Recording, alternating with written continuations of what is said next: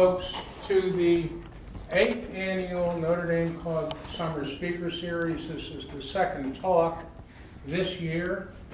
I am Charlie Kenny. There's a DR in front of that name, but you don't have to use it. I have been an active member of the Notre Dame Club joyously since the mid-1980s, and had been doing this continuing education now for about 20 years. The question is, why do we do this? Why does the club do this, and why do we do all the other things?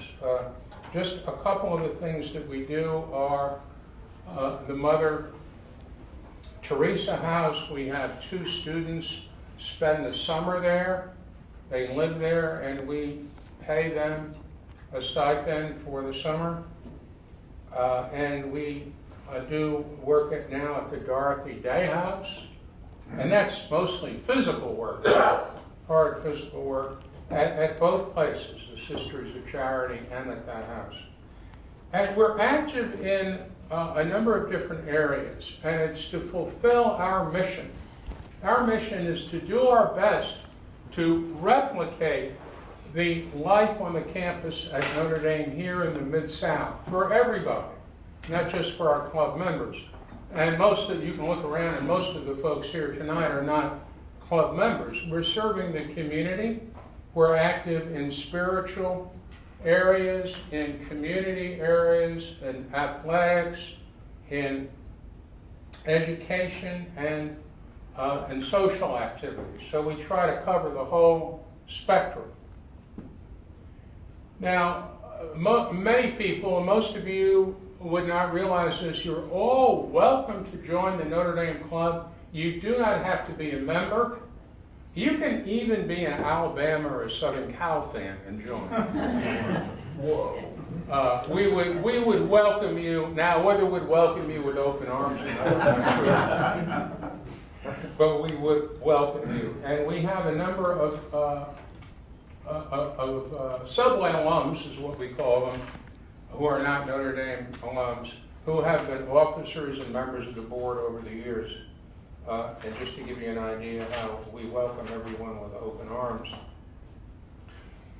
Now this evening, Betsey Sawyer, who is a newcomer to Memphis, she kind of hit the town hard, and many of us got to know her quickly. She is the director for the Guiding Star program, which is the 4th Women's Health Center. I'm not sure what to call it. She'll clarify that. There are 4 of them now in town, and they all do different and overlapping things and complement one another.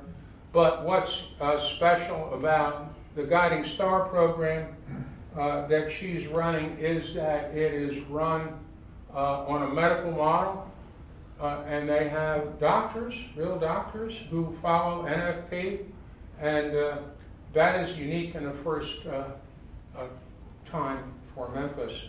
The Guiding Star organization, this is the 8th city that they're in, so they're growing, and the chairman of the board is a woman who has become totally famous recently because of the movie Unplanned, and that's Abby Johnson. So I wanted to let you know that if you weren't aware of it. Betsey is also on the adjunct faculty at Ole Miss, and I'll let her fill you in on other things in a moment. But before she comes up here, I'd like to start us off with a prayer. In the name of the Father, and the Son, and the Holy Spirit. Amen. Hail Mary, full of grace, the Lord is with thee. Blessed art thou among women, and blessed is the fruit of thy womb, Jesus. Holy Mary, Mother of God, pray for us sinners, now and at the hour of our death. Amen. For those of you who may not be aware, Mary stands on top of the Golden Dome in the form of a 19-foot, 2-inch statue, gilded with real gold. It is the only statue of Mary on top of a golden dome in the world, and that's at Notre Dame. Betsy? Thank you, Dr. Penny.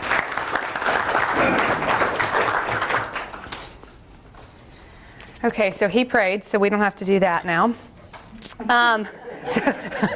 So thank y'all for being here. A little bit about me, just a little more of my background. My name is Betsey Sawyer. I'm from Gulfport, Mississippi. I went to LSU, so Louisiana State University, for college. Got my BS in psychology, finished, I was the class of '09. Graduated from law school at the University of Mississippi, and practiced law for a couple of years.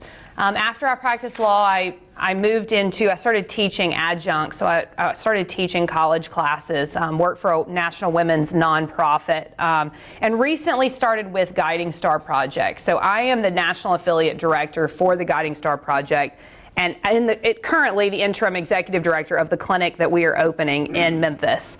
A little bit about Guiding Star. It's a nationwide family of care centers that empowers women to understand, embrace, and love their natural bodies. By uniting pro-life organizations in communities across the country, our mission is to create comprehensive health centers that offer holistic and life-affirming services to women and families. So a little bit about the talk I'm going to talk on vocations. I'm going to start and talk a little bit about my own personal story and discernment in general. And then I'm going to kind of go into what I see as kind of an issue surrounding vocations in general in our modern culture. And then kind of look at maybe some solutions for how we can kind of approach that. So in the late winter and then early spring of 2016, I'd kind of gotten to a point in my life where I realized I should probably discern my vocation. I was getting close to 29 years old, and I woke up and I realized, wait, I should probably figure this out. I can't just assume that I'm called to some vocation. I have to actually discern it. So I didn't wake up one day and have this just like total come apart where I went out into the yard and I just, fell to my knees and I started just feeling as if it was just the time to start discerning. There was no burning bush. There was nothing that just hit me upside the head. It was really just more of the next natural step in my own, the progression of my own faith journey. And so I did. At the time of my life, I knew God was not calling me to just up and get rid of my dog and quit my job and move and enter a convent. Okay? I knew that was not my drop my net moment and follow him. Okay?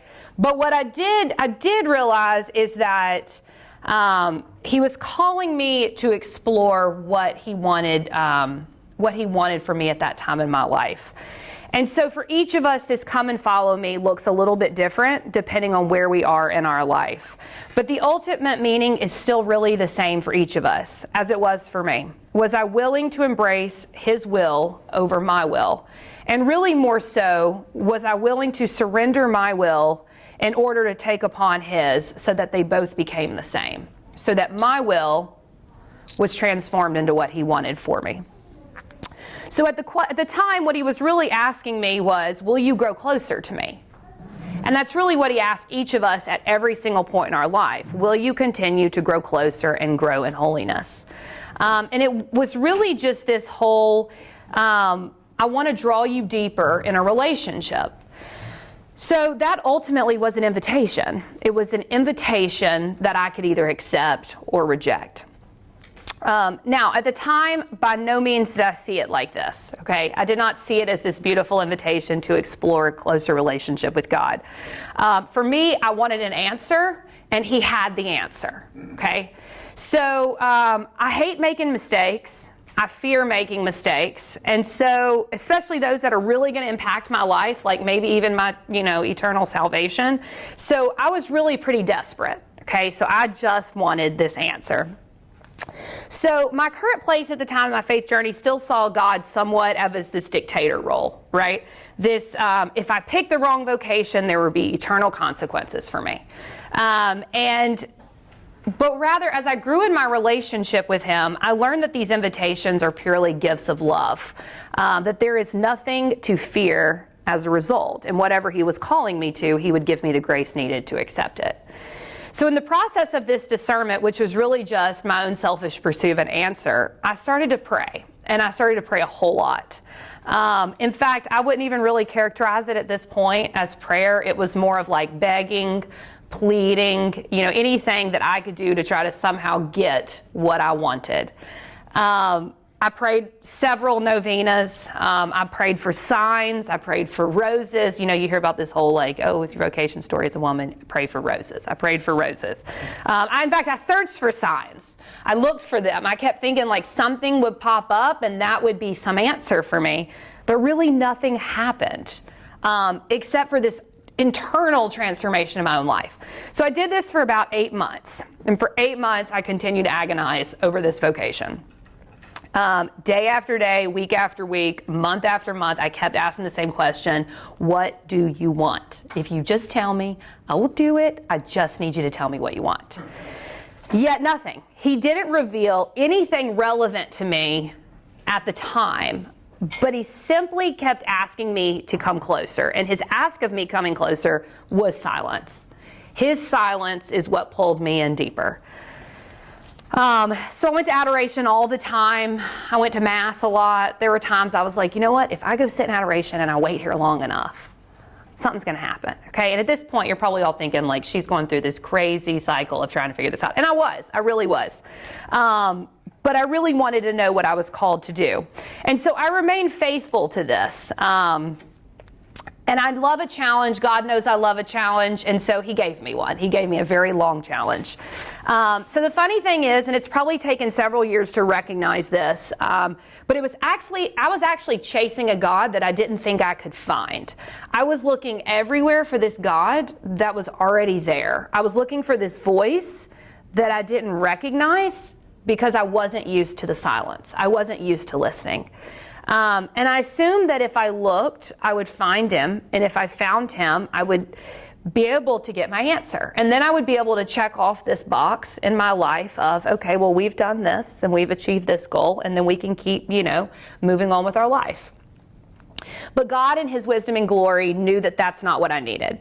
He knew that I didn't need to chase him because he had already chased me first. He had already pursued me first. In his love, he had already created me. And this verse that kept coming up over the course of that year was, be still and know that I'm God. And I did not know the point of what that was. And I kept saying okay, I keep hearing it. I'm reading it, I'm seeing it, but what is the point of this verse? And it really just meant be still and know me and love me. And so at one point, I was starting to research vocational stories, and I really wanted to know how other people, especially women, had somehow come to a conclusion on what they were called to do in regards to their vocation. One day in late September, I was about to go on retreat with a dear friend of mine who is now a second-year novice with the Sisters of Life in New York. And it was 2 days before St. Teresa's feast day. And I was about to teach my last class for the day. And I knew that I was going to go on this retreat and I was somehow going to be bombarded with this answer that I somehow wasn't prepared for, which probably should have been somewhat of an understanding to me of that might have been telling me something. But I went ahead and I was about to teach and I quietly bowed my head and said a prayer to myself before my last class. And shortly thereafter, within the next, couple of days, God really revealed to me in my heart and put on my heart what he was calling me to do. And it was something that I'd waited for a really long time, but something I probably had already known my whole life. So one of my favorite quotes from one of my favorite human beings is, God is never outdone in generosity. It's a line that's been this theme song of my life, something that I've come to appreciate over time, especially over the last several years. And as of recently, something that I've really been able to try to make sense of in my own life. And while I was pretty silly and childish in my pursuit of an answer, I recognized what God was doing. And I think it's easy for us to do that when we have, hindsight's 20/20. When we look back on our life, it's easy for us to look back and say, wait, that makes sense of why he did that, or that makes sense why I went through this suffering, or this, waiting period, or any of these things. There's always really some answer that's really in there that we don't oftentimes see at the time. And had he given me an answer right when I asked for it, so say I'm sitting here and I ask one of you a question and you answer me back, I'm not having to wait for an answer. You're not drawing me into a relationship with you by giving me an answer the moment I ask for it. And he knew that by having me wait, he was drawing me in closer and drawing me in deeper. He was pursuing me in a way that it would stick, so that I would actually accept it, and I wouldn't keep just going about my life the way I wanted to go about my life. He was saying, daughter, do you love me enough to trust me with this? Do you love me enough to embrace and trust in the waiting that I will take care of this and that I'm taking care of you? So the answer to my vocation, while really important, was not really the point of all this. The point of all this was to point me towards the ultimate call of my life, which is holiness, which is the call of all of our lives, is holiness. Are we pursuing that? Are we pursuing that in our work? Are we pursuing that in our friendships, or any romantic relationship, our family, in our day-to-day existence? Are we pursuing holiness? And do we even know what it is? And do we recognize that that our vocation that we live out is the primary way we live out that call to holiness? So indeed, all of these questions, all of these dreams, all of these desires that we have, all these things that we want an answer to, all of our ideas, they're really nothing if they don't further pull us into a deeper relationship with God and open our eyes to what holiness really, in fact, is. So, why I am here. So oftentimes when we hear people talk about vocations, the result is really to plant the seeds. More often than not, it seems like 9 out of 10 times, for people who are called to the priesthood. It's to plant a seed in the heart of somebody who might be called to enter seminary. And while that's always an integral part of vocational talks, and it's entirely essential, so many people shut down when they hear that because they either assume they're not called to become a priest, or they're in fact actually not called to be a priest. And so the idea of vocation is just, oh, well, that's for priests. Okay, so we have this idea that vocation is just for those who are called to enter seminary and pursue that route. Yet vocational talks, whoever they're spoken to, have all this same overarching idea. It's about holiness. That's the goal. And you're going to hear me say that word a whole lot tonight. So whether you're called to consecrated life, priesthood, marriage, we're all called to holiness. Wherever we are, if we're married, if we're not married, if we're 5 years old, we're all still called to pursue holiness. Even as little as maybe a 5-year-old can understand that. We're all called to that. So the key difference, though, for each of us is how we are called to live that out.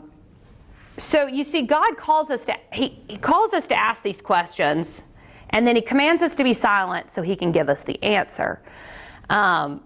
We each have a vocation, and He's going to give us the graces necessary to live that out. And many of you here might be in seminary, you might already be married, you might already be living out your vocation. And so it's something that, in your own life, you've probably seen how that's operated within the context of your vocation differently than maybe before when you were, discerning where you were to be called. So in pulling all these things together, I recognize a few things. One is our refusal, especially in our culture, to commit to anything. 2 is our lack of understanding of what holiness is and what vocation is. And 3 is this mentality that we have developed that God just doesn't really care what we do with our lives. So the first one, this idea that we just refuse to commit to anything. So my experience in young adult groups in different cities has been very similar across the board. It's not common to Memphis. It's not just Memphis. It has been everywhere that I have lived. My young adult event experiences have been very similar. You were very likely to witness something that you saw in middle school. If you went to Catholic middle school and you went to dances, it's something you might see that you used to see then. Males will be on one side of the room and the females will be on the other side of the room. And sometimes they will interact, but oftentimes it's more of an interaction when the females see their friends and they talk to their friend and their friend's husband. So that might happen a lot. But the real interaction of each individual really coming together, you don't see it the way you would think that you should see it, or that you might have seen it decades ago. Now, you'll have this whole thing of where we have people who sign up and they want to go to these events and they want to do these things, and we develop friendships. And friendships is very important, obviously. But we have to be able to look at what the ultimate goal is for each of us, especially those that are called to marriage. We don't want to just pursue paths of friendship and overlook that there is something more that we are called to. Of course, and that I'm speaking towards those who are called to marriage. So one would think, given this reality, that we have all these single people, right? We have much more single people in our culture today than maybe we did 50 years ago. I think that that's probably something that everyone can agree on. But with all these single individuals, you would think that since there's more would be able to be pairing off together, right? One would think that. So that kind of begs the question, and it's begged the question for me over the last couple of years, is what is going on with this picture? Like, what is happening with this picture? So are single Catholics pursuing non-single Catholics? Are they avoiding marriage? Are they even called to marriage? And so with this, you kind of have to ask the question of what picture has been created for this. The number of conversations that I have had with individuals over the last, especially couple of months, have just been, I've been surprised at the number of conversations that I've had in regards to this topic.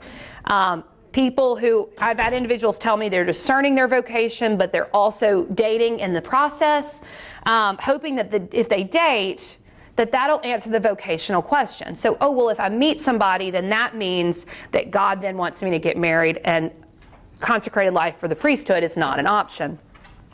But this whole, I'm going to kind of do both and see what happens, isn't really a smart idea. And here's why. Because of the nature of dating and marriage is our highest natural calling on earth. We are a community of believers who long for intimacy and relationship and connection. If a person meets another person, it can be very hard to walk away once you have put in the effort and the time and you have developed a relationship with them. So the question is it really wise, or is it prudent to even enter into those situations when you really don't even know what the ultimate call of your life is for holiness? And you're really setting yourself up and everyone else for some serious heartache and kind of some problems in the process. So Catholic wisdom is always taught that since the consecrated life is the higher calling, one ought to rule that out first before even discerning marriage. And in my experience and from everything I have read and noticed and learned in my own life with other people that I have come into contact with, you really can't rule out the consecrated life while you're discerning. And that's just really not the order of how things go. Our own individual worlds, if we look at the way our world has gotten over the last couple of decades, it's gotten larger in a sense. People are more educated, people are exploring more opportunities, they travel more. And if you notice, people don't just really anymore date their high school sweetheart, maybe go to college and then come home and take over the family business and then raise a family within their community from home. That just doesn't really happen the way it used to happen. And so we want to experience everything. This is how we define freedom in our culture. We want to be able to experience everything we can without being tied down. Yet freedom isn't really about self-pursuits. Pope Francis stated back in 2015, just because God created us in his image, we have also received from him the great gift that's freedom. If it's not used well, freedom can lead us away from God, can make us lose the dignity with which he has clothed us. This requires the guidelines and the rules both in society and in the church to help us to do the will of God, thus living according to our dignity as human beings and as children of God. When it's not shaped by the gospel, freedom can turn into slavery of sin. And St. John Paul II in Love and Responsibility said, love consists of a commitment which limits one's freedom. It's a giving of the self, and to give oneself means just that, to limit one's freedom on behalf of another. Limitation of one's freedom might seem to be something negative and unpleasant, but love makes it a positive, joyful, and creative thing. Freedom exists for the sake of love. Thus, as the Catechism teaches us, freedom is the power, rooted in reason and will, to act or to not act, to do this or to do that, so to perform deliberate actions on one's own responsibility. By free will, one shapes one's own life. Human freedom is a force for growth and maturity in truth and goodness. It attains its perfection when directed toward God. As long as freedom has not bound itself definitively to its ultimate good, which is God, there's the possibility of choosing between good and evil, and thus of growing in perfection or of failing and sinning. This freedom characterizes proper human acts. So in reality, the way our world defines freedom is contrary to how we as Christians actually are supposed to live out freedom. While we often think of commitment as something that stifles our freedom, it actually shapes our lives, because what we commit to ultimately answers the question of whether we attain perfection or not. And you can see this. You can look at marriages, for example, and people you know who got married who didn't really discern marriage together, and you can look at how their marriage has played out and whether they are actually growing towards holiness and attaining perfection or not. And it's the same with our vocations in general for those of us that are discerning. So I was having lunch recently with a priest friend, and he used this phrase that really sat with me. I was telling him about the talk, and he gave me this phrase, choice paralysis, to really characterize what we do and what we're doing as a culture regarding our vocation. We jump from seminary to seminary. We jump from date to date, from relationship to relationship, friendship to friendship, job to job, city to city. We do not want to be bound by anything. And this idea of fearing commitment, this fear of permanency, this fear of making a mistake, of getting hurt, of being ourselves and being vulnerable, this idea of boxing ourselves in is what has caused us to be paralyzed about making a choice. And I think part of it is just because we have so many more choices. The world is more accessible to us. The media, everything, we are so connected to the outside world that we always know that there is another option the moment we open our phone. And I think it's important to mention the importance of waiting and appreciating the growth in between, because I don't want to just talk about vocation and as if our lives don't start till we somehow enter into that vocation. So until we get married or become a priest or enter a convent or something, we don't want to just have this idea that we're not to pursue holiness beforehand. We are. But the process and the discernment and the time of waiting is really important for our own lives and how we ultimately end up living out that call. So this idea of this lack of understanding of what a vocation is. When I was in college, I spent a whole lot of time trying to figure out what I wanted to do with my life. I changed my major several times. I transferred colleges. I sought career specialists, advisors. I researched options, et cetera, et cetera. Why? Because I wanted to set myself up for the greatest success that I could possibly have as quick as I possibly could have it. I didn't want to go to college and end up in a situation where I graduated and then took a job and then hated it and then had to go back to school. I wanted to be able to figure out as quickly as I can some of these things. Yet I was thinking about that recently, about how much effort I put into college and what college was going to look like life was going to look like after college. And I asked myself, how often do we actually put in that much effort in our relationship with God? In exploring our vocation, even at an early age, we have this idea that, well, we'll just put it off and we'll deal with it later. Well, we'll just go to college and then we'll graduate and we'll be exposed to all this freedom that college has to offer us, and then we'll explore our vocation. So I think the question becomes, what is the point of our primary vocation? What is this vocation? And really simply put, it's our call to holiness. It's the way we live out that universal call. And how and when we live that out varies for each of us, and we really won't know the path that we're called to live until we really ask God and sit and listen with it. And I remember when I was discerning my own vocation, I experienced a lot of stress at the time, and I think I experienced a lot of stress because I didn't really trust that an answer would be provided, because it's so ingrained in me that if I want something, I need to go get it. It's so ingrained that everything is accessible as long as I put forth the work to get it. And it's not necessarily like that with God. And I started to think, like, if I threw in the towel and I just assumed, oh, well, I'm called to marriage, well, what good would that have done? Would that have prepared me to be a wife, to be a mother, to be a sister, even in a religious order?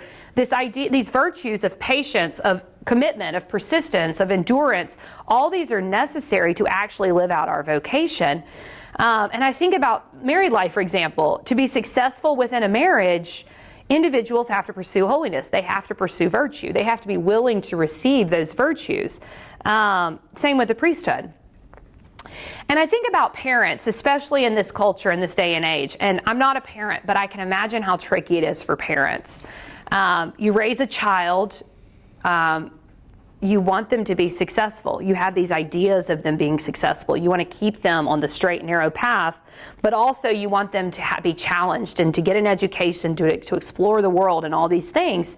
But I think it's so easy for us to get wrapped up in the material goods of what life has to offer us. And so oftentimes we forego the question of what is most important for my child or my spouse's eternal for their eternity. We forego that for what is best for me and my child or my spouse or whoever it is right now.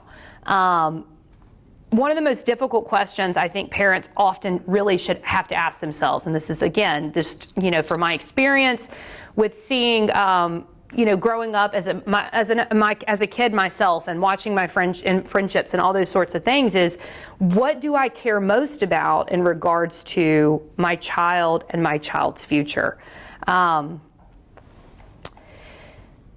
So what this looks like, obviously, in families differs from family to family because every makeup of a family is different. But I think that the question often is, am I teaching my child to love God and to pursue holiness and to receive from Him all that He has to offer? Or am I saying that this is an important part of your life, but you need to go after everything else because God is always going to kind of be there for you? The other question I started thinking about in regards to this talk was, does God really care what I do? Because I hear this a whole lot. God just doesn't really care. He just doesn't really care what I do. He presents me with all these options, and I get to just pick, and I'm going to be happy, and God's going to bless it. And whether it's plan A, B, C, D, E, or F, God's going to bless it, and we're going to all be fine. And God has a sense of humor, and He seems to overdo things when He wants to make a point in my life. I've been asked to give a talk similar to this multiple times, and I've been asked by several individuals either beforehand or after, just specific questions in regards to their vocation, and the story is often similar. They'll say, well, I think both vocations are great, and since it's an invitation, God will be okay with whatever I choose. And my biggest concern with this mentality is that we are portraying vocation as something that's fluid, that God just doesn't really care what we do, and that He isn't really that actively involved. And I think has become part of the problem, is that we don't see God present in each and every moment. We don't see Him present within every single breath, within every single time we sit down to eat, within every encounter with another human being, whether it's somebody we pass, in the hallway at work one day, or somebody driving down the road. God is present to each and every one of those surroundings. Now, let me go ahead and back up. I do believe that God blesses our choices. So let me just go ahead and say that. I do believe He blesses our choices. We all sin, so we've all made plenty of decisions that were not of God's will. Okay, so every time we sin, we're making a choice that's not of God's will. Do I think that he turns crooked paths and makes them straight? Yes. I think he takes terrible situations and makes them beautiful. I think God is really, really, really perfect at doing that. But I don't think that we need to get into this mentality that God just is going to bless everything that we do, and that really means that we can just do whatever we want to do. I'm reminded of something a coworker once told me, a former coworker, is that there is good work and there is anointed work. And I tend to believe the same of our vocations. Really, both vocations are wonderful, beautiful things, but we're not called to both. So the question is to ask ourselves is, how is he really calling me, and which is the anointed work and the anointed vocation for me? And when we actively tell God no, so when we know he wants us to do something, but we continually tell him no, or even inactively, we're really just leaning into our own will. And we have the choice to do so. We have the choice to tell him yes every day. We have the choice to tell him no every day. But there's always consequences when we say no. Sometimes they're small, sometimes they're really large, and oftentimes we don't know what those are until years down the road. And I think that's all kind of begs the question, do we really want to pursue marriage if we're called to be a priest? And do we really want to pursue the priesthood if we're called to marriage? And I think it's always an important question a person should ask themselves. So I look at what is the cause of this. So we have some of these issues that are going on, and what is causing kind of these issues and this mentality. So I think we oftentimes ignore the importance of a personal relationship with God. So I think we view him in such a lax way because we haven't actually encountered the person of Christ. So we may, go ahead and spout off some prayers once a day. We might go to Mass once a week, et cetera, et cetera. But have we actually encountered the person of Christ? And when we experience the amount of love that he has for us and the riches of what he has to offer us in this abundant life, we realize that our lives are not just something by chance, and that what we do really does matter.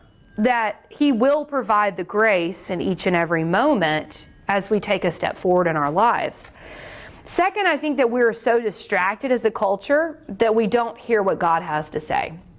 I think we're distracted by the television, by the phones, by people, by noise, by music. It's this noise. A friend of mine calls it noise pollution. Mm-hmm. Our lives are full of noise pollution. And so because of all this noise pollution, we don't hear the voice of God. And God's first language is silence. And so because this language is silence, we have to learn to get silent to be able to actually hear him. And third, I think that we kind of forget that other people actually need us. We're so focused on our own lives and what we're doing that we forget to look at those around us, whether it's the people in our parish, in the pew at church, people in maybe not our immediate families, but maybe, in our people in our larger area of family, friendships, work. We don't think about all the people that need us. And I'm not even talking about going to a soup kitchen, because that's awesome and wonderful and all those great things. But there's people that we encounter every single day that need us, and that need us to help them in their pursuit of holiness. So what's the solution for it? I think there's several: prayer, community, example, and involvement. So I think prayer is obviously probably most essential. It's really important that we each have a prayer life, that we frequent the sacraments, that we seek help and guidance from other people. Our most important relationship on this earth is the relationship that we have with our Father. And if we don't look to our God and develop that relationship and allow him to pursue our hearts, and we don't give him this time that he deserves, to what degree do we really think that we can actually pursue holiness? Do we really think that we're going to be able to turn away from sin in our lives if we're not really constantly thinking about him and our relationship with him and how we're living our own lives day in and day out. Community, our relationship with others are really, really important, and it's crucial. I went to Mass today, and the priest suggested that we start thinking of others and how to bring them onto the narrow path rather than solely focusing on ourselves. Because the reality is many of us are on the narrow path. I'd like to say all of us are on the narrow path, right?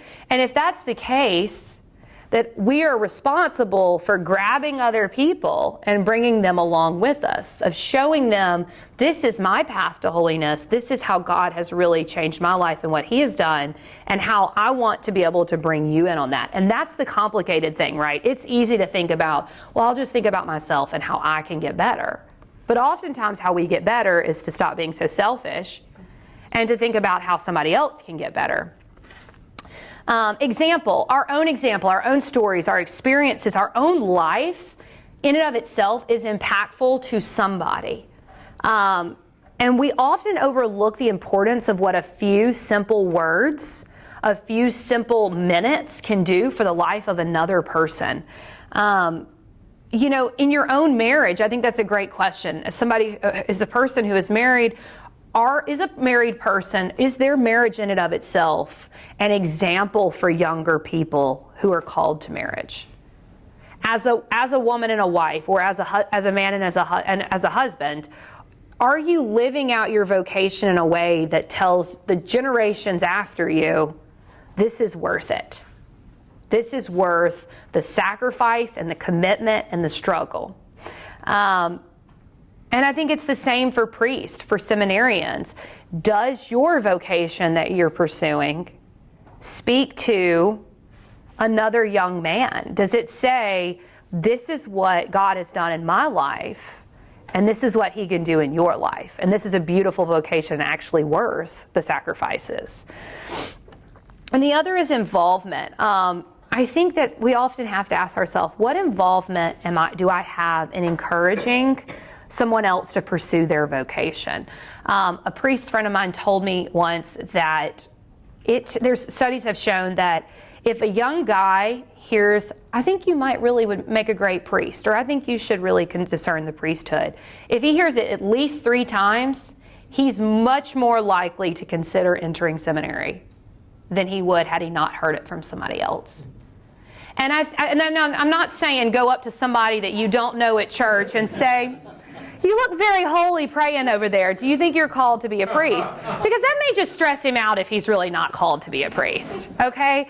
But, or people, if you know people and you know young people in your church and you see young people come into Mass alone, invite them to come over for dinner.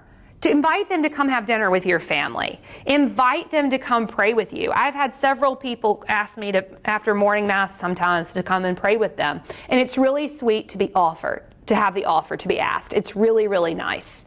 And I think that involvement is really crucial. So when we leave Mass, do we run up to communion and then run out the door and we say, well, we're done for the week?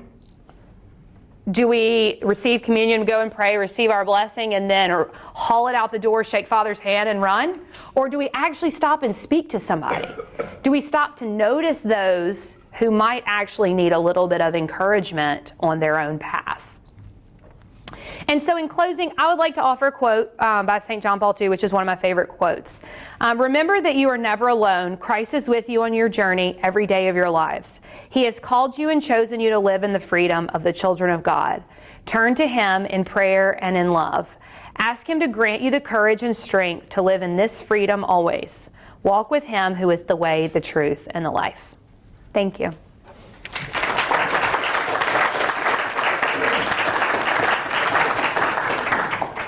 Folks, if you ask them, I bet you that Betsey would love to answer some questions and get a discussion going. So go ahead, shoot. I had a friend who was unmarried at the time, and she was trying to discern what direction her life needed to go in. And she and I had common interests in things like going to Eucharistic conferences, devotions at churches, and so on and so forth. Can you speak louder? Yeah, okay. And she was thinking about, well, maybe it would be nice to get married. And I took a line out of a Shakespearean play. Get thee to a nunnery. So anyway, she went to a monastery, spent a couple of days there, and brought back one of the students at the monastery and married him.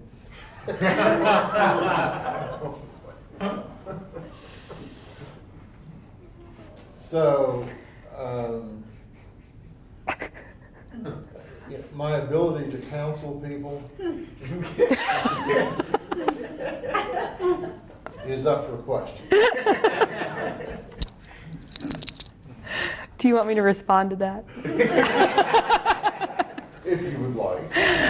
I think that a lot of it, I don't think most people have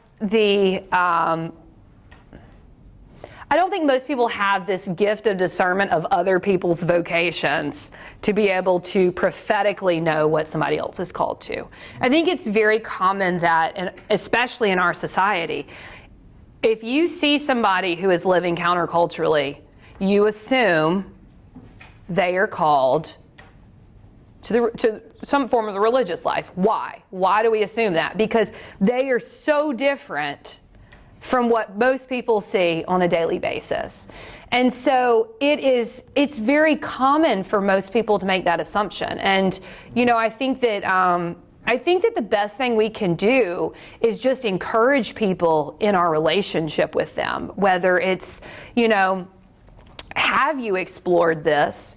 And if you ask somebody, have you explored this, and they run off the next day, I might be a little concerned about, how quickly they explored that. But I think that, encouraging somebody to, oh, well, this might be, do you have a spiritual director?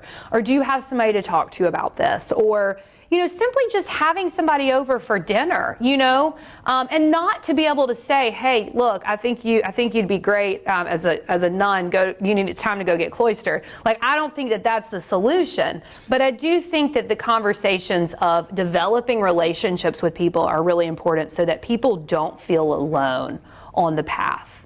And I think that's part of it, is that there's a lot of loneliness in our culture, especially loneliness in exploring vocation. And I think that people just don't want to feel alone, and community is important. We have more noise going on, as you talked about earlier, in our lives than we have ever had. In fact, as often as not, we will get a text message instead of an actual conversation. And sometimes, and I have 3 children now, sometimes it's easier to communicate with them on this thing than it is either face to face. Of course, 2 of mine are living in Japan right now. But sometimes text messages have become prevalent over conversation. And one thing, if you do have a family, you can't lose sight of, and you can't let go of this, the importance of a family meal. Because that's when everybody sits down together and actually talks. And one of the rules that we have in our family, and it's not hard and fast because sometimes your employer will make demands, but what we try to do is to put our devices and phones away or in the other room while we're sitting down so that we can have an intelligent conversation.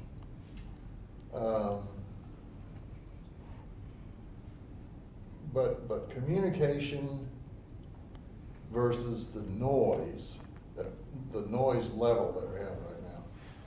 And that's, I think the noise level is also making interference in the rate of marriages that are forming. Because people are doing this all the time. And they're not talking, and they're not meeting each other. So can you form a marriage or the foundation of one off of text messages? Apparently it's happening. Somebody's going to ask somebody over text one day, will you marry me, I bet. Not me, but somebody. I hear that. I think, I remember it was 2014, and I recognized I had this sense, this just common sense that it was time to get quiet. I don't know why, it was definitely a grace, but I recognized it's time to get quiet. So I started making myself embrace silence for 5 minutes a day. And I would set an alarm. That's how little I wanted to do it. I would set a timer, and after 5 minutes, it would go off. And then a few days later, I would make it a little bit longer and a little bit longer. I don't have cable now, 5 years later. I don't watch television. I'm on my phone a good bit, so I can't really say that I'm definitely doing that.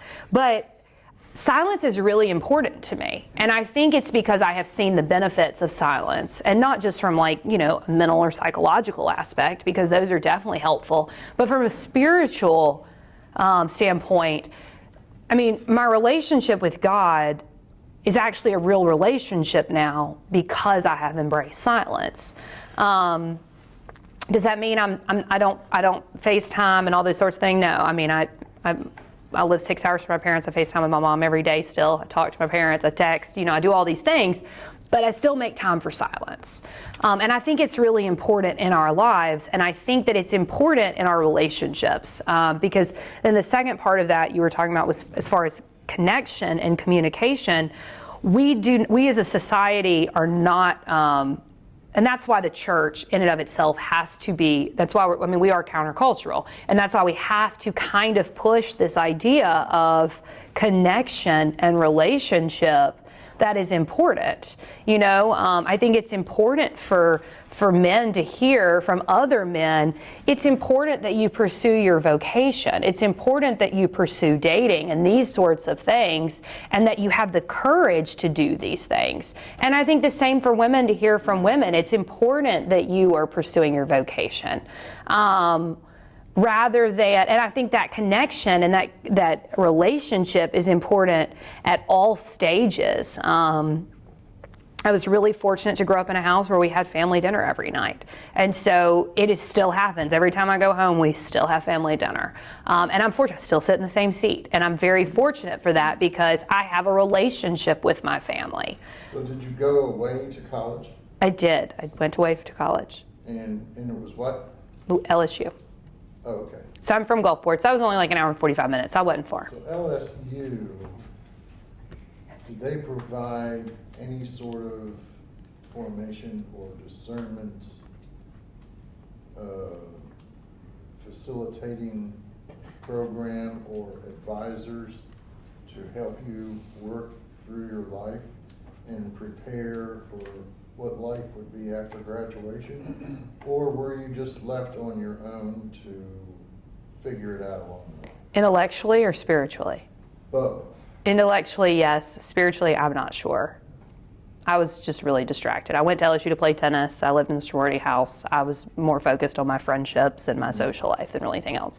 I went to Mass, frequented the sacraments, but I didn't so I grew up on the coast, and I didn't grow up seeing, we're fortunate here that we see religious sisters on a regular basis. We see National Dominicans all the time. I mean, we are fortunate to have that here. We see a lot of priests. I grew up seeing a lot of priests. I didn't really see religious sisters. So that to me that never even was on my radar until I actually was at a retreat or a conference where I actually saw sisters who were around my age, and I thought, oh wait, this could actually be a reality. So part of it is we're fortunate in Memphis to be exposed to it. So the kids really have no excuse to not think about it because they're exposed to it, right? That should be common for all Catholic kids, that we look at our vocation and we explore that. And so as far as that discernment goes, LSU, I don't know at the time if they had what that was like. I know now they have Focus missionaries, and Focus has done a fantastic job, and Focus is doing a great job. And I know LSU has. They did not have that over 10 years ago when I was in college. In my college years, it was a mess. At LSU? No. Oh, Anyway. right. Oh, I'm sure. And so I think that exploring, especially with colleges. I mean, if I could do over, loved LSU, but to have a really strong faith foundation and to really be kind of enveloped in that, I would have chosen another college for sure. I had an opportunity a couple years ago to have a presentation. I was part of a group that is the Navy, and we had the advertising company that deals with Chevrolet come to and make a pitch to the Navy about making recruiting commercials. And so I thought it was very interesting because we in the Navy recruiting command, they were having challenges trying to reach kids and having to even think about possibilities of it. And they talked about one of the challenges you run into in communicating with a young person nowadays is the speed at which they make a decision on whether they're going to watch something or discard something. And it's probably one reason why you probably notice most commercials now are not longer than 15 seconds. People say you don't realize it, but they're really short. And two, when they created an ad for the Navy, when they were doing it, they approached it was it had to be incredibly fast cuts of action sequence. In other words, you couldn't pause a camera for 5 seconds. It had to be paused for almost less than a second. 2 seconds was the longest it went. And it was different. And if you watch it, it's a flash of different things. And the second thing was that they recommended was that it had to have a loud pop music sound effect behind it. So if you ever watch a military ad now, they're trying to reach young men. It's loud. It's very like that. And the cuts, the cuts of different scenes that you see are incredibly fast. And even when they're holding the camera in place on one item, the camera is moving. It's spinning like this. And it's all because of the fact that the kids will look at something and they'll make a decision on whether they want to pay attention to it within just in a nanosecond. Now, I know I teach at St. Benedict here, and I know that the challenge we run into and keep the attention span for kids, especially probably the most boring time of their day is sitting in the classroom having a classroom lecture or classroom presentation. It is the slowest part of their day, and they can't wait to break out. Matter of fact, in these hallways, we step out in the doorways when the kids come out of their classroom at the end of the day, and they can now use their phones, and it's like Christmas. It's just split up all the way down the hallway. Everyone and they're all leaving the school like this, down, checking on. It's great for their spine. And it's because they're finally looking for something that's going to break out. They're looking for that fast swipe looking type thing. And so you bring it up about discerning, and it made the discerning process being sort of involved. And it does mean you got to be quiet. You got to think about it. You got to ponder it. You got to really sort of shake out the cobwebs type thing. I tell you the truth, it's a challenge for young kids. I just don't. It's I remember when I was in high school, the best time I had for writing papers was after Johnny Carson went, because everything was signed off and the house would be quiet. Right. That was only because otherwise there's too much noise around the house. Well, and I'll comment on that, and especially in regards to, and I think dating is a great example. Dating in our culture is a great example of this. The attention span, or the span of interest, ends the moment somebody is done the moment the interest dies. So it's like if you look at online dating, for example, and you look at dating apps where people swipe left and right, their idea and impression of somebody is the first picture they see.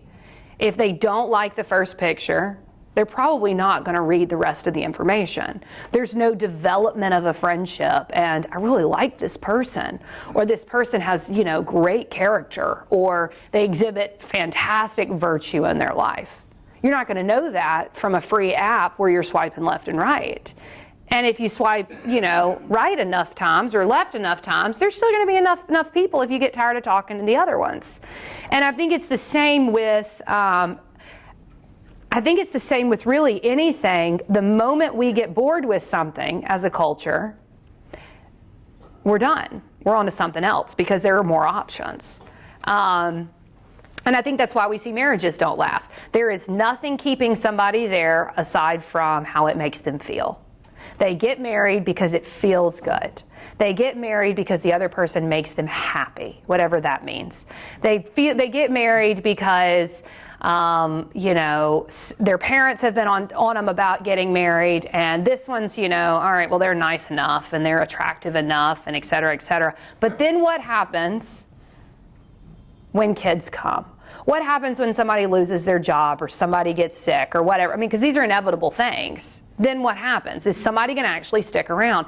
And so I think that in our culture today, a lot of people are not raised with the mentality of seeing things through and finishing things. And I'm not talking about chalking things up to people who have ADHD. Like, that's not what I'm talking about. That's a very small percentage of the population, which is interesting because, like, so many college students nowadays think they're ADD or ADHD, and you're like, it's really not that. It's not 50% of the population. But I think the thing is kids have to learn how to wait for things. Kids have to learn how to sit through and endure things, and to not get what they want the second they want it. Because if they do, and you work in a school with younger kids than I would, but than I do at this time. But it's a mentality that is very much this overarching thing that, and when I get tired of it, I'm done. If I'm tired of the lecture, I'm going to fall asleep. I'm going to play on my phone. I'm going to do this. I'm going to do that, because that's how it makes me feel. We are a very emoting and feeling culture that focuses on nothing else but how I feel. And that's just not, it's just nothing to, hang your hat on, because you're going to change your feelings. They're going to change. I'd like to ask you a question about, you said now they can use their phones as soon as they get into the hallway. When they're getting their books out of the lockers in the hallway and they're heading home, they'll light up their phones. At the end of you're the not day. talking about between classes? No, not between classes. They can't do it. It's after the last bell. And they're probably shaking in between classes before they get to that locker. You wouldn't believe, See who's messaged them on Instagram. that people, try to sneak it. It's easy as a teacher because you see a student like this, Yeah, it's easy. They think that you can't see them, and it's always funny because their face is lit up.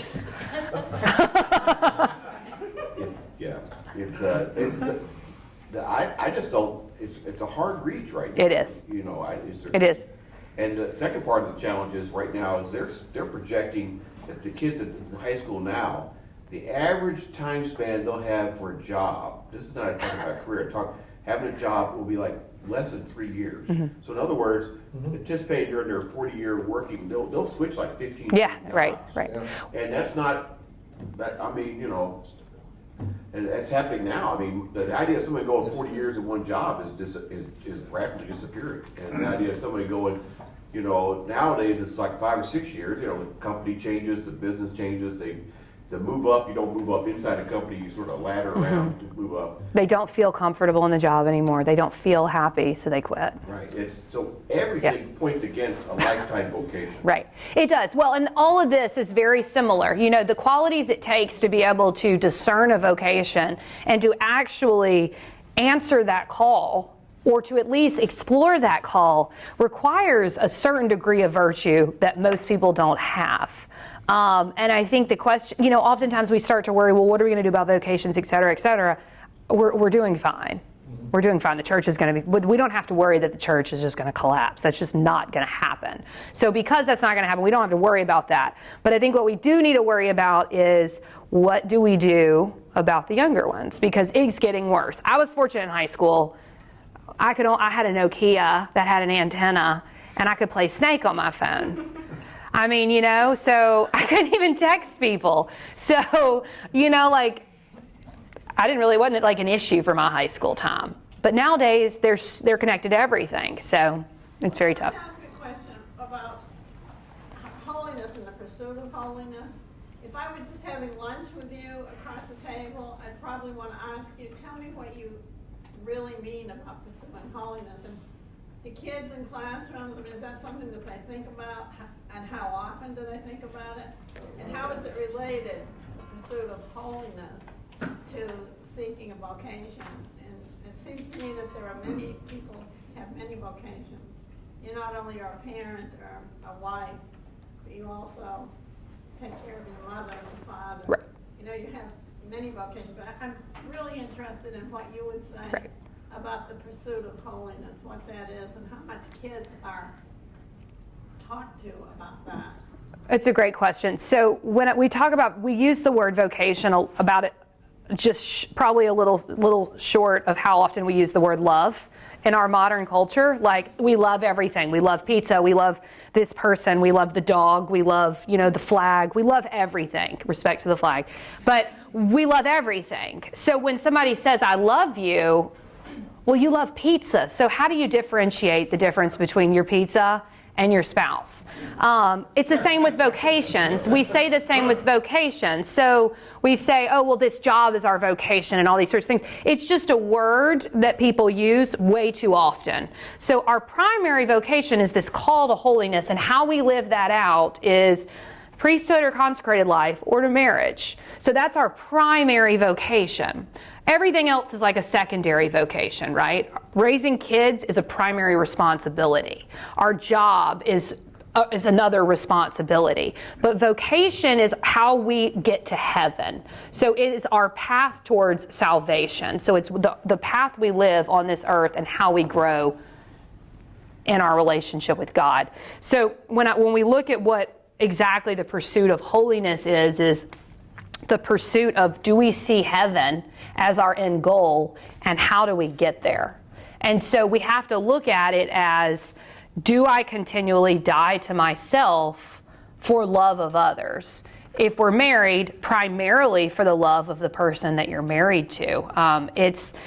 So does that answer your question? Yeah, it helps. Okay. I just don't think kids are talking about. Because I don't think we're talking about it as a culture. I don't think we talk about it enough in our families. I don't think we're talking enough about it in our churches, about what is holiness. We focus, a priest at one time, a couple years ago, I heard a homily say, and I loved it, there aren't good people in heaven. There are saints in heaven. Good is not, what is good? I mean, the good is, that's great. It's great to be good. But good is not holy. So those are two different things. You can be a good person, and, there are plenty of good people on this earth that aren't holy. And there are a lot of, but people who are holy are good too. So there is a distinction between what those two things mean. I went to public school 100 years ago, and I remember the teachers, a couple of teachers, that raised those questions while they were teaching. In the beginning of the classroom, they would tell stories about current events, but they would bring us into that kind of discussion about what is good. Ultimately, what is the good and the true and the beautiful, without necessarily talking about religion. When I think about this one teacher, he was Seventh-day Adventist. He's clearly very much doing exactly what you're saying. We were all just sitting, but we got so drawn into his questions and the fact that he was bringing us into the thinking process and letting us know that we had the power and the ability to think about these things. These were things to think about in every walk of our lives. So I don't know if it's a religious school here. I'm sure they do it. And it's, I don't know. No, it's a great question. And I think it's something that, does that mean that we need to have like a, this class on what's holiness? I mean, we don't have to really call it that, I mean, even if in our parishes, it's not that we have to just directly refer to it in that way, but I think having the dialogue of what does it mean to be holy? What does it mean to pursue holiness? There's no curriculum. He actually, he would bring in Shakespeare. He would pace in the front of the class and talk about, and recite Shakespeare, or recite something biblical, or recite something he'd bring in, and he'd want us to react to it. So it was not like it was a special class Right. on how to be holy. It was a class on how to think. And I'm sure, How to seek wisdom. and it's obviously something you remember, right? Absolutely. So it's those are the kind of things I think that speak to us more than anything else, because we all starve for that. We are all thirsting for that most of us just don't know we're thirsting for it. How will this be played out in Guiding Star? How do you intend It's, to? it's a great question. I mean, I really am not here to even talk about it. So it just happens to be part of my work. But I think that it's a great question. So I think that the mission of Guiding Star, in and of itself, is a pursuit of holiness. So I think the mission of teaching women, educating women, and not only women, but families in general, young girls, spouses. How do you love? What is the point of your body? What is fertility? All those sorts of things, and that is a way of living out holiness, is through your own fertility and your own body and health. George. Maybe you answered my question already. We all know all the obstacles that society has today. How are you going to address those problems? Okay, I might have a follow-up to that. Do you want to ask your follow-up first? It might contribute to what's going on here. We as parents have to observe what's going on in the world. For instance, the noise level, the shifting of the sands in virtually everything. And as he pointed out, and I've been doing studies on this too, because I do employment counseling a lot. And the average length of employment with a company now is headed towards 3 years, okay? So you have to tell your children and your clients and so forth that we live in a shifting, temporary, constantly changing world. And the two pillars of constancy that people can hold on to if they know how to do it is, one, the relationship with their God through their church. Two, the relationship that they maintain in their marriage. Those are the two pillars that are going to get people through life. And if they don't do that, I think that's behind the rate of suicides that you see that are spiraling upward now, because they don't have something to grab onto, they don't have somebody to rely on, and they don't have a strong enough relationship with God to see them through a threat that they perceive. So, and I'm going to kind of try to, probably will try to tie both of those two together. So, I think one thing to think about is that a crisis in the church, so if we call it a priest crisis, whatever we want to call it, is a family crisis. And a family crisis is a church/priest crisis. Those are not mutually exclusive. Any crisis that happens in the church probably started with the family. And any crisis that we have in the family, the church is also going to be responsible for, because they are not mutually exclusive. So when we look at this, both pursuits of these vocations are incredibly crucial in their own right, but also for the benefit of the other. And so it's not just, and so most people here probably don't have little kids. I mean, some people might, but most people don't probably have here little kids. You might have, people who have little kids, etc. But when you think about it, the question becomes with our families, what your kids ultimately end up doing in their life is only your responsibility to a certain degree. Because once they become adults, they're able to make their own choices. And if they say, forget everything that they have been taught, that's not your responsibility. But what is our responsibility, whether it's a family or in church, is to look at those that we are entrusted to care for and to take care of them the way that we have to and are supposed to take care of them. So if it's a family, how do we protect our kids' hearts? I think one great example is people probably shouldn't let their teenagers date. Why do teenagers in our culture need to date? Now, 50 years ago, might have been a whole different ballgame. But today, what is the point? Because we date to discern marriage. So if we date to discern marriage, 16-year-olds don't get married in our culture. And they're not going to get married at 18. So is it a good idea for them to date at 16 and then get married 10 years later? What is that going to have done to their to chastity, to purity, to all those sorts of things in their own life? And you have to hope that the kind of people you're letting them date have the same spiritual foundation that those kids have. So really the question more, especially for probably most people here, is what do you do for your parish? What do you do for the people in your church that you see? You notice and you start to look for those that might need a little extra love and care and affection and attention. You look for those that you can bring in and help shape. Because, you know, somebody said on a retreat one time, hurt people hurt people. Everybody I know is wounded in some form and fashion from somebody in their life. It doesn't matter how great mom and dad did, how great grandpa and grandpa were, how great the siblings were, or the teachers. Somebody is going to be wounded from somebody. And so given that, we have to start looking at, if noise is an issue, how do we get things more silent for other people? What type of things do we need to do to encourage silence? I went to see a friend recently who lived somewhere else, and actually, when I went to stay with that friend, they only had a one-bedroom place, so I stayed with a couple from the parish. That was like that friend's like second family. The people at the parish they were in their 80s offered for me to stay in their home. And that was a real joy. That was a gift for me to be able to spend 3 days having breakfast and lunch and dinner and going to Mass with and adoration with this lovely 80-year-old couple.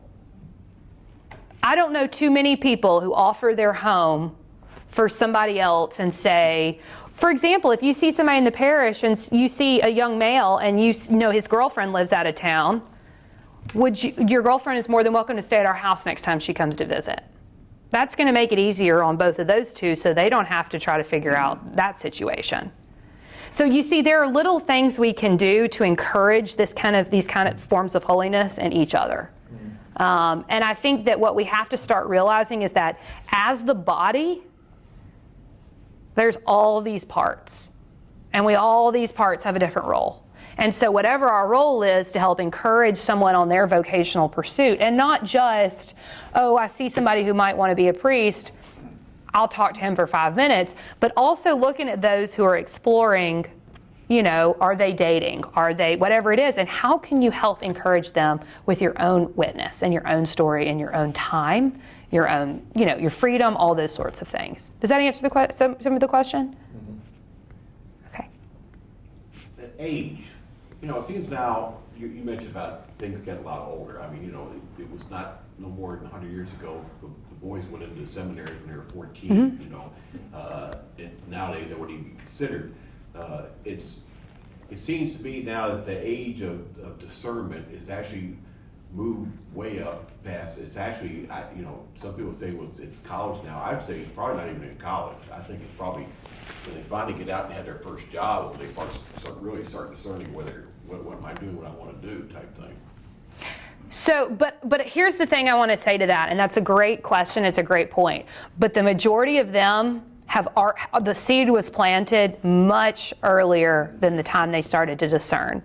They just were too distracted, maybe, or their parents wouldn't let them, or whatever it is. So mom and dad won't let them go because they want them to get an education.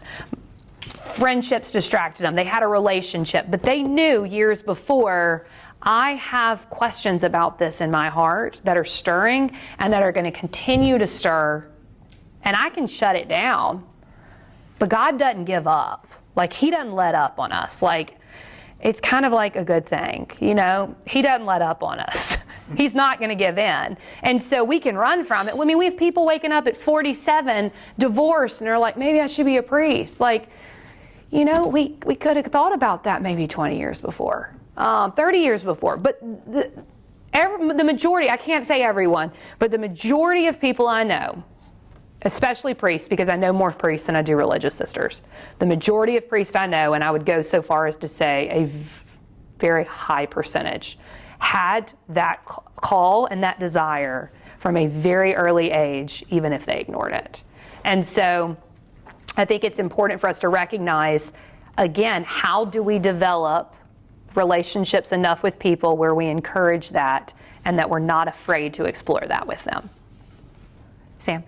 So, as a person grows in their discernment journey, I'm curious in terms of what role would you say things like taking stock of one's own gifts and talents, taking stock of one's own personality and how they're wired, taking stock of their desires, the desires in their heart, like what sets their heart on fire, and what would you say in terms? Do you have any advice about the relevance of that to discernment, and also how one might focus in on those things? Right. Yes, that's a great question. So I think all those things end up kind of pointing towards what we may be called to do. So I think it's the same with and we'll go back to the word of using the word vocation for a job, for example, right? So if somebody is intelligent and they're hardworking and they like to work with people and they're a great salesperson, they can kind of narrow down the path of where they might have a great job, right? I think the same is similar with our vocations. I think also the thorns in our flesh oftentimes point well to where we are supposed to live out our holiness, because it's not supposed to be what's the easiest route for me, right? And I'm sure everybody in here who's married would say that marriage is not the easiest thing in the world all the time, okay? I'm sure everybody here would say that marriage has its moments where it's not easy. In fact, some people might say marriage has a lot of hard moments. Okay, I would venture to guess that.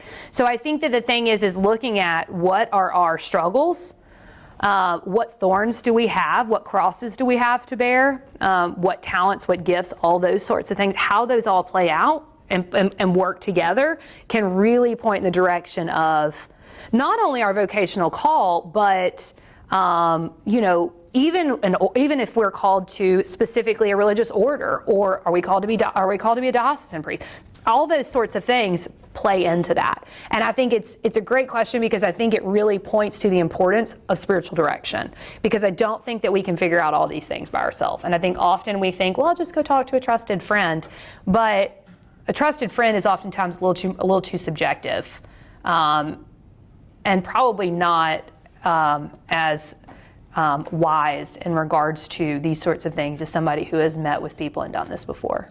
Get thee to a nunnery.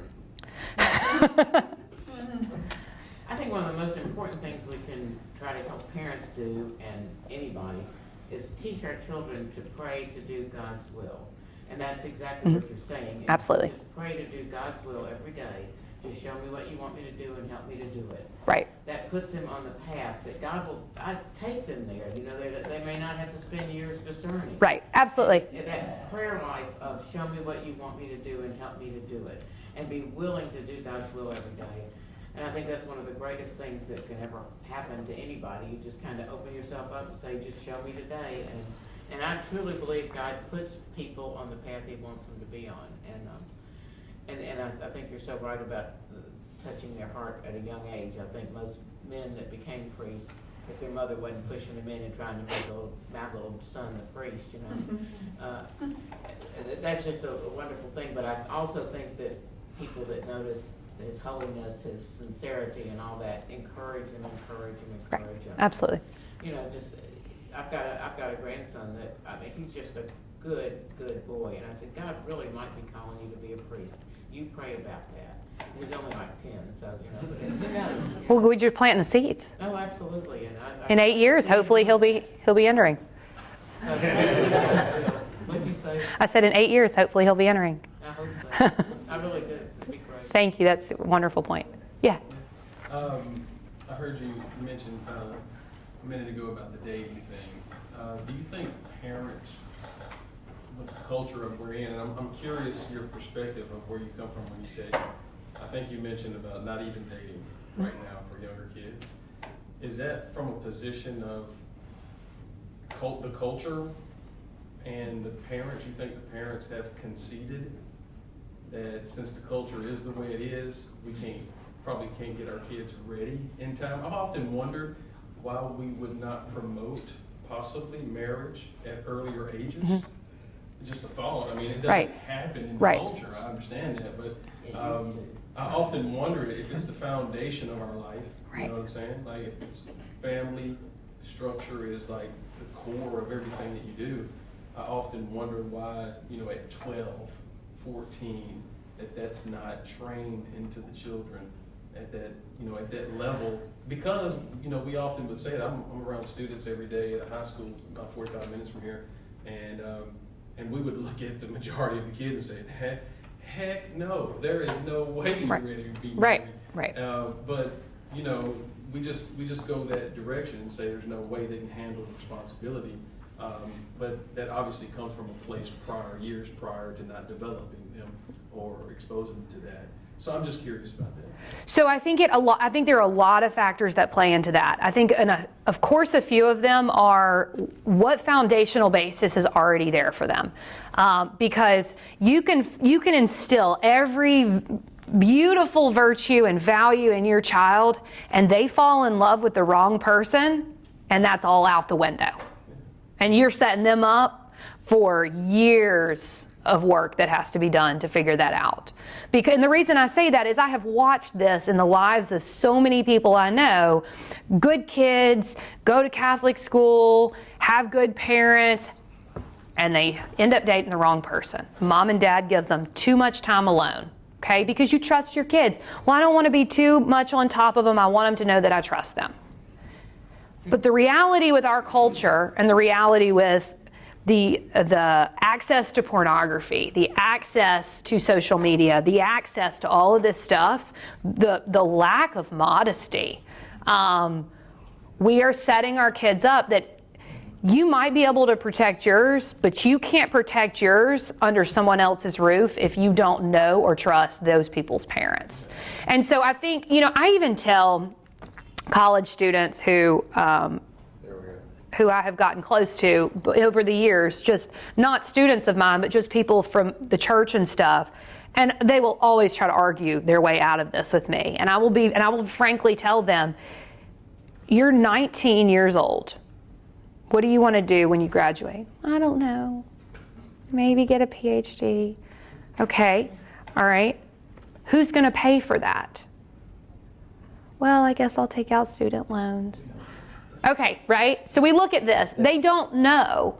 And so because they don't know, if you're not mature enough to make decisions about maybe the next couple of years of your life, and I'm not saying we have to have all the answers, but if you're starting to date at 19, you're not going to graduate till you're 22. That's 3 years of a relationship. And if you're not getting married as a junior in college and living in, married housing, which just doesn't really happen anymore, then if we're not doing that, what impact of 3 years of dating somebody is that going to have on chastity and purity in a relationship? I mean, if you're setting, I think we're setting kids up for failure in that regard, because we tell them don't have sex, don't do these things, but yet we let them date somebody for 3 years. What do we think is going to happen? They're just going to maintain a healthy friendship for 3 years? They should just be friends if that's the case.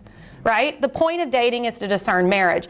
And so if they're not ready to be married, and I would venture to guess 99% of our youth are not ready to get married in the next 12 months, what's the point?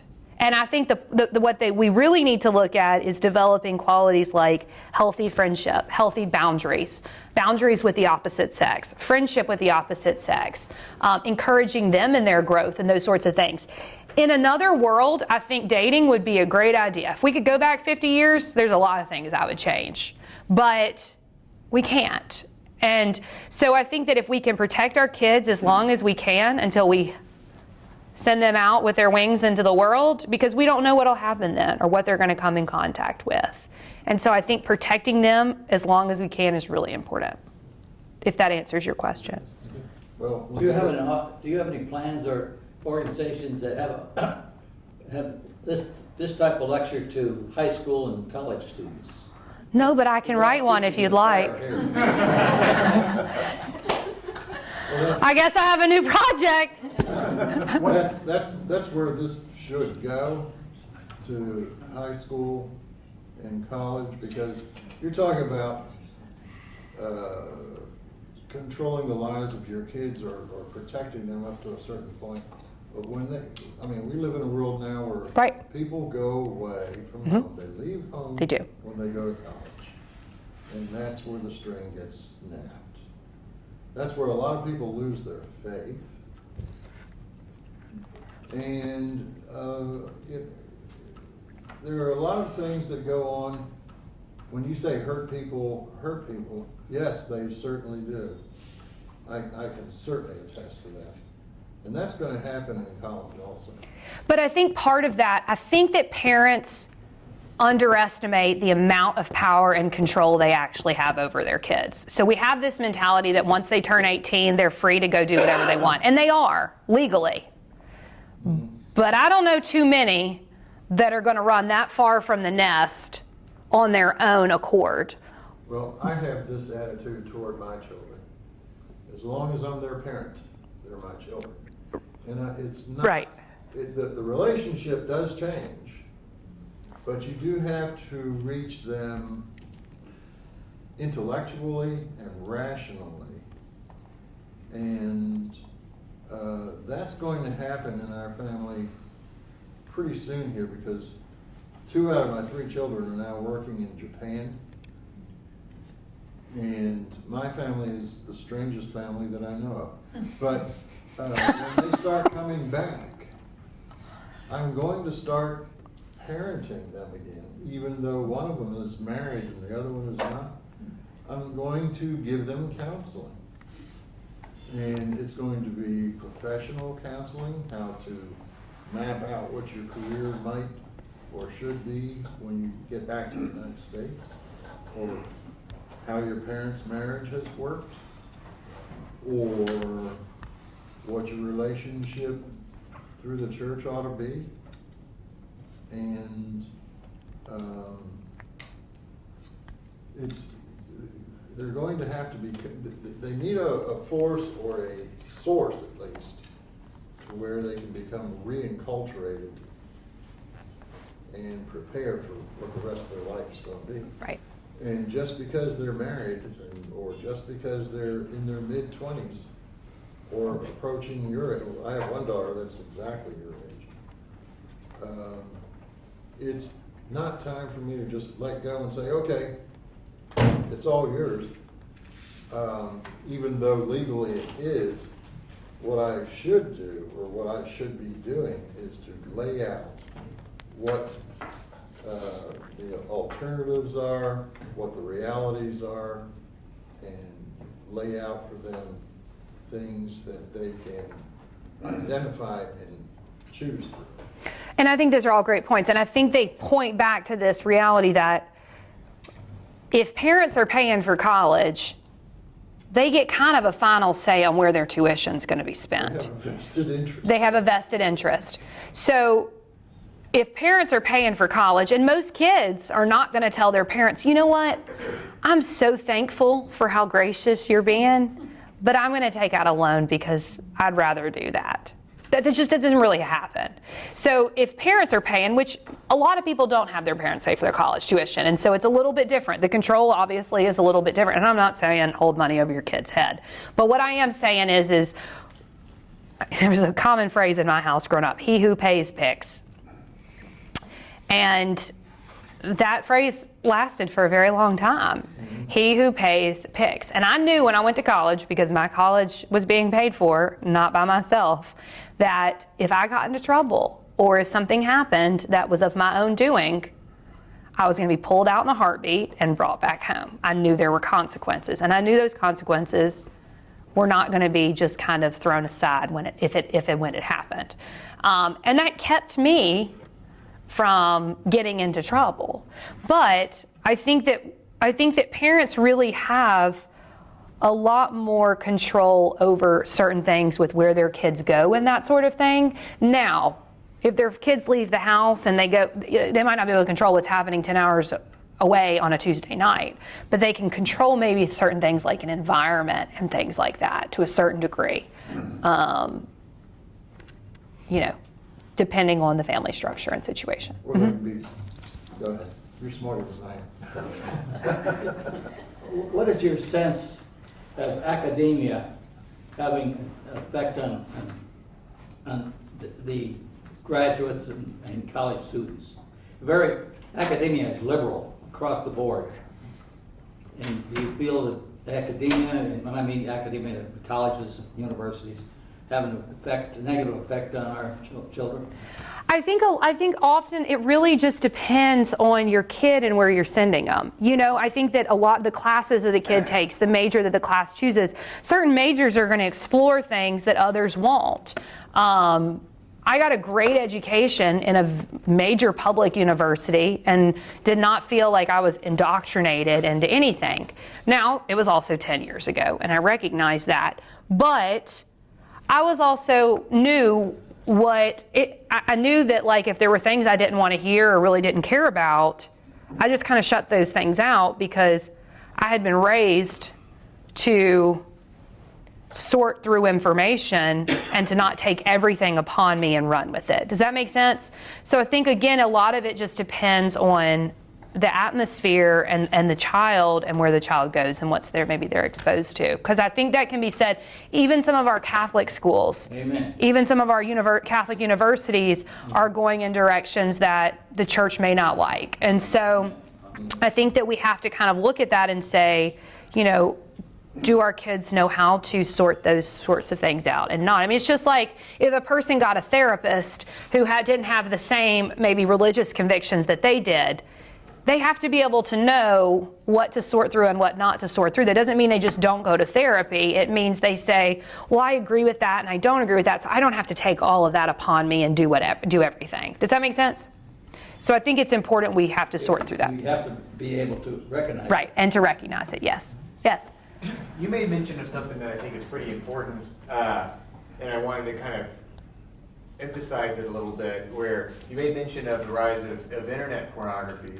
And I think just as a way of emphasizing like why that's an issue that cuts across pretty much everything you've talked about with the up and coming generation. You know, I'm 36. When I was in elementary school, 3rd grade, it'd be a really big deal back then for the big brother of a friend to have a magazine that had some inappropriate content, but it's still like completely different than what would be on like the internet today, and not just on the internet or a computer, accessible by a child of that same age on their smartphone.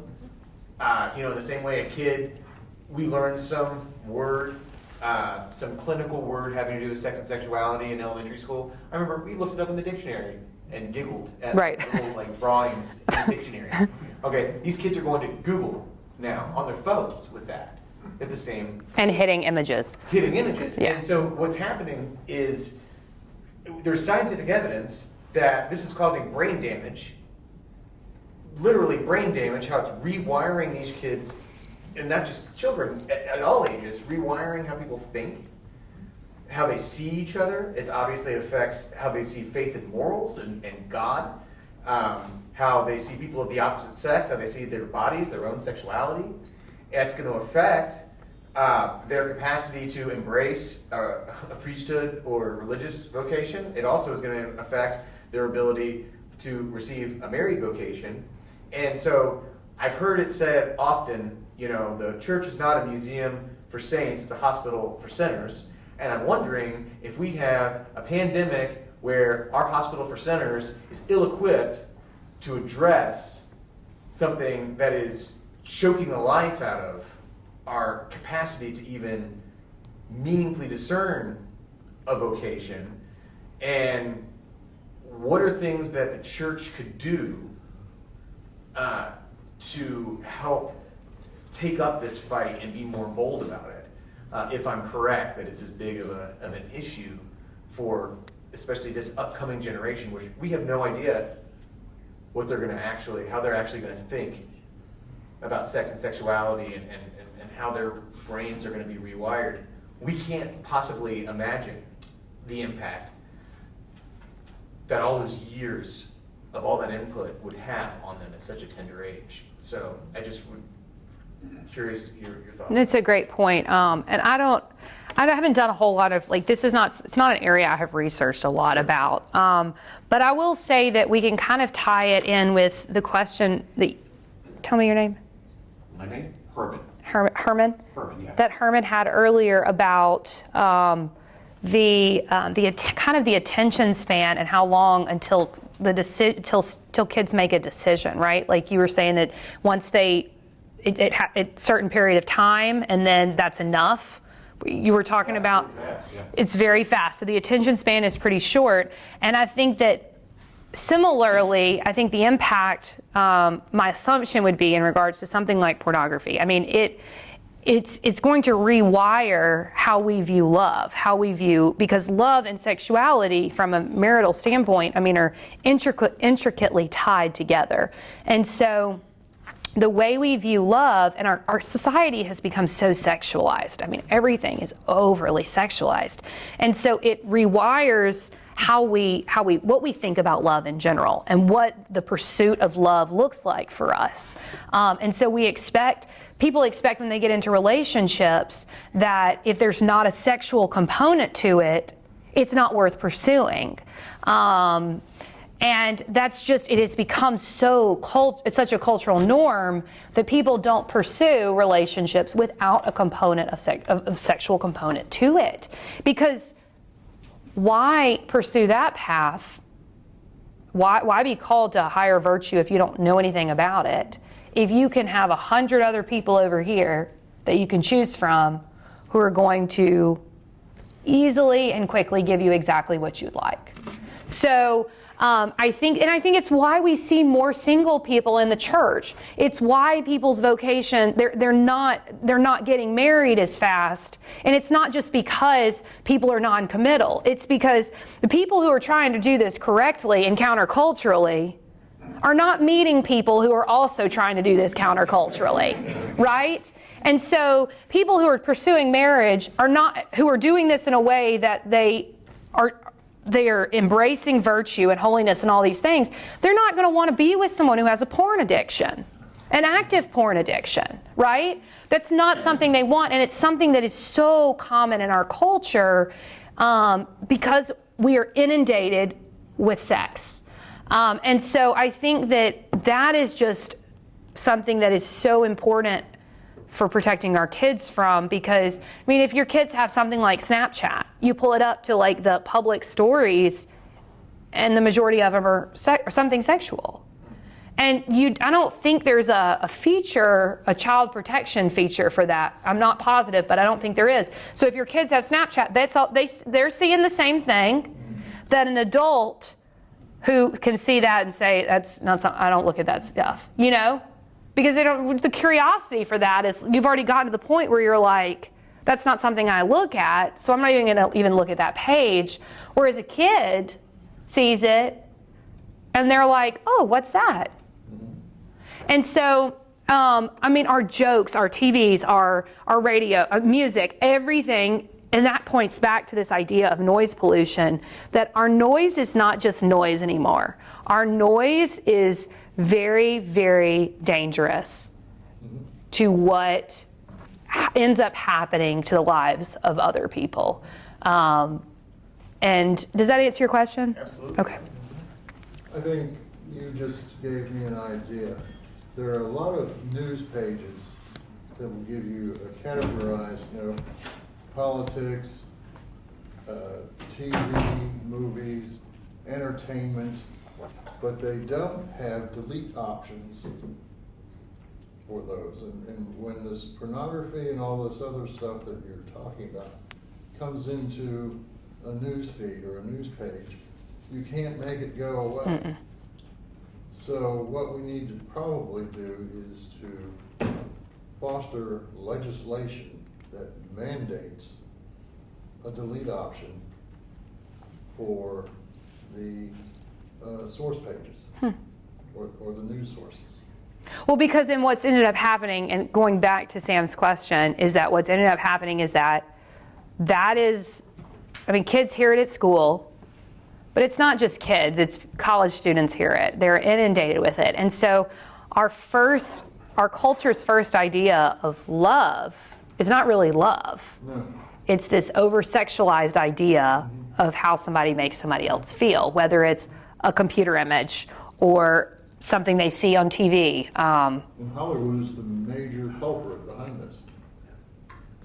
Well, and I think that we've also, when we look at how we rate our movies, I mean, I think that's why it's so important that kids are careful with what they see, because if it goes to a certain point, the movies that I used to see as a teenager or in middle school or something that were,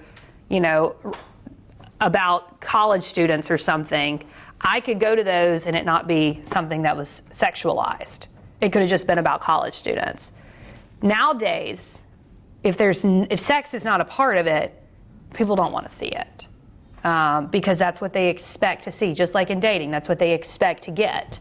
It's just this selfish expectation, which is the complete opposite of what we were talking about as far as freedom goes and commitment.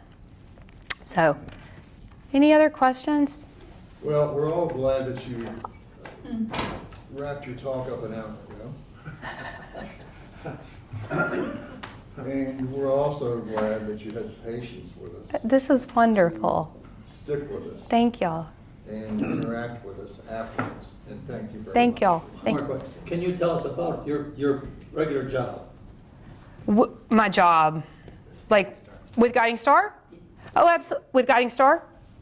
I'm sorry. My job right now with Guiding Star? Yes. Absolutely. So I just started as the national affiliate director. So we're in 8 different locations. In Memphis, we are opening our first clinic here. So we're going to have one clinic here that's under a full medical model, and I am the interim executive director during the time being until we end up getting everything off the ground and running, and then we will hire an executive director to take that position. My job is getting this off the ground and going, and then overseeing the different affiliate locations across the country as far as how their medical model, how their clinics are set up. Focus of your job. I mean, it's directed towards women because